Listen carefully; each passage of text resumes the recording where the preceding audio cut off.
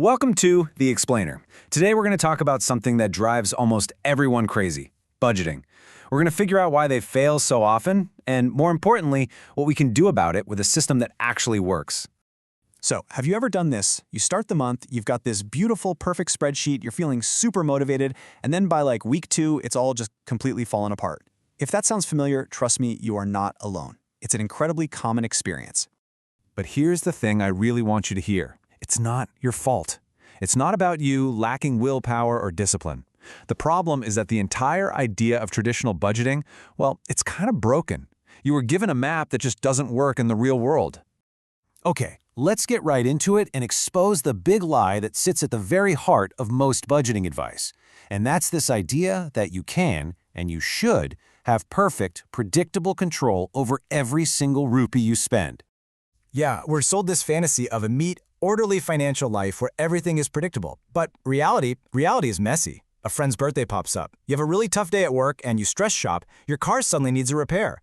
Real life is just unpredictable, and honestly, it's deeply emotional. So these old-school budgets, they break because they're basically fighting against our own human nature. They force you to track every tiny little purchase, and that creates this massive mental overload. You know, it's like being on a super strict diet that's just impossible to stick with. What happens? You eventually binge. They just aren't built for real human lives. Okay, so if being super rigid and controlling is the wrong way to go, where do we even start? Well, it begins not with making a bunch of rules, but with a little bit of financial self-discovery. It's about finding out the real hidden story of where your money is actually going.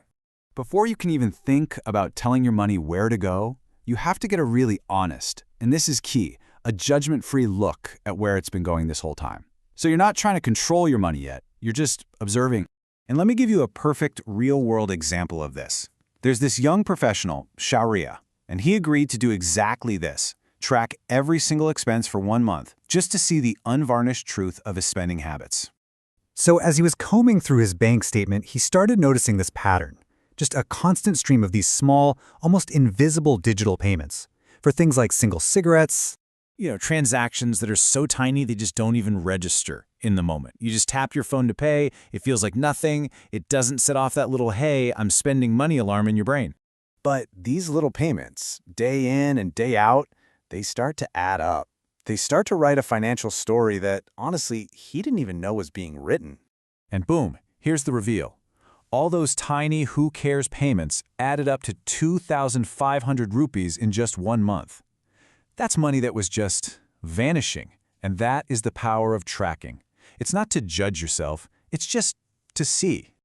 Okay, so once you have that awareness, once you see the real picture, the next logical question is, all right, now that I know where my money is going, where should it be going? So let's look at a kind of textbook breakdown. Now, it doesn't matter if you're earning in rupees or dollars or euros, the percentages might be different.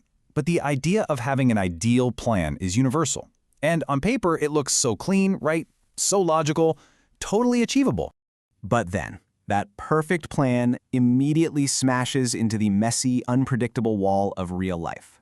An office party you didn't plan for, a family thing you have to go to, a celebration. These things don't fit neatly into a spreadsheet, but they are very real expenses that can throw everything off track. And this conflict really forces you to make a fundamental choice. It's about your mindset.